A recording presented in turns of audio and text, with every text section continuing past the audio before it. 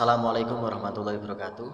Terima kasih, jumpa lagi dengan channel saya Tamrin Fatoni. Pada kesempatan ini saya akan mengkaji mata kuliah Filsafat Islam, hubungan filsafat Islam dengan filsafat Yunani. Kajian yang kita kaji adalah historis dengan doktrin. Walaupun nanti akan muncul tidak hanya segi doktrin saja, tapi juga akan muncul dari segi politik, segi budaya, segi lain sebagainya. Itu ya, nanti akan kita kupas lebih lanjut. Oke, perlu kita ketahui bahwasanya secara sejarah filsafat Barat ini adalah terlahir di Yunani, sedangkan filsafat Islam ini terlahir di wilayah-wilayah bekasnya orang-orang Yunani. Karena apa?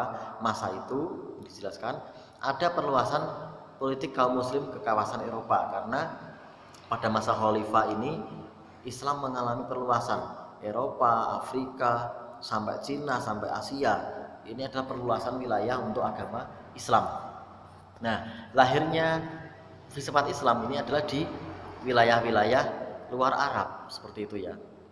Tentunya budaya yang ada di sana adalah budaya-budaya yang akan berbeda dengan Islam. Lanjut, filsafat Islam ini lahir di abad 2 atau 3 ini ya, pada Hijriah. Pada waktu itu pimpinannya adalah Bani Abbas. Nah, tokoh pertama yang muncul dalam filsafat Islam adalah Al-Kindi. Oke, lanjut aja wes. Hubungan filsafat Islam dengan filsafat Barat dibagi dalam 3 ranah. Ada 3 ranah hubungan filsafat Islam dengan filsafat Barat. Yang pertama adalah akulturasi. Kenapa akulturasi? Ya, ini ada 2 budaya yang berbeda saling berhadapan.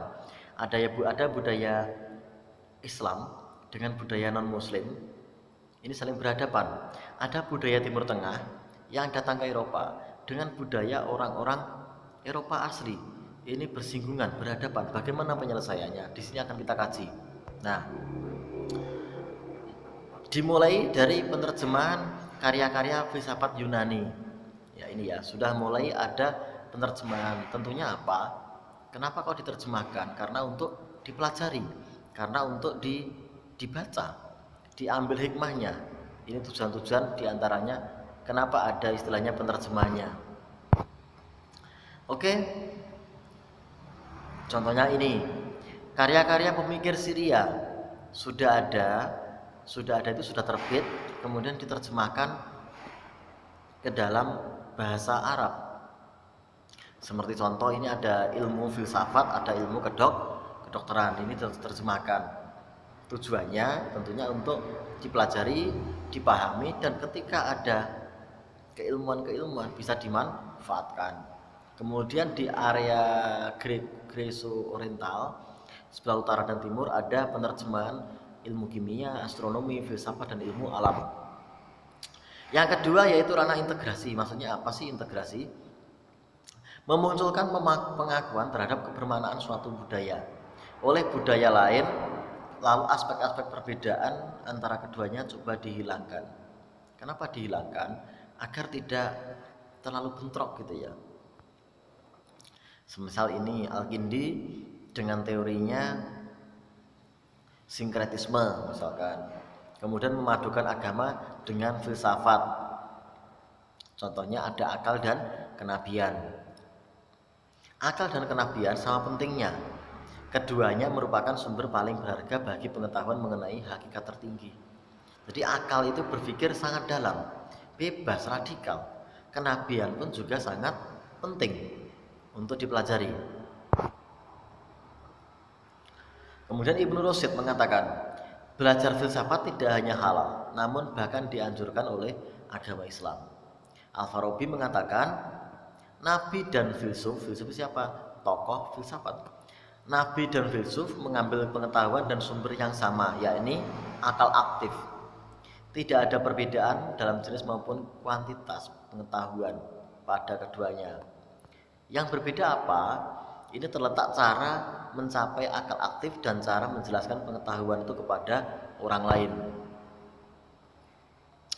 Yang terakhir yaitu pelestarian. Pelestarian kita sudah paham ya, melestarikan. Ada budaya asing tidak hanya diserap, namun juga dikekalkan melalui pembentukan teori baru. Teori di Eropa itu apa sih yang waktu itu tren, diambil, dilestarikan, dipakai oleh umat Islam. Tentunya kenapa dipakai? Selama tidak melanggar undang-undang dari Islam. Al-Kindi misalkan ya ini ya, mengakui dirinya menjadi perawi, rela, dan penerjemah warisan budaya Yunani. Tuhan dijelaskan sebagai memiliki sifat tetap, sederhana dan tidak dapat dibagi menjadi sebab tersejati bagi gerak. Tuhan itu tidak dapat dibagi, sama ya dengan teorinya Plato. Al-Farabi memadukan metafisika kausalitas Aristotelian. Jadi Al-Farabi mengambil teorinya Aristoteles. Oke, terima kasih.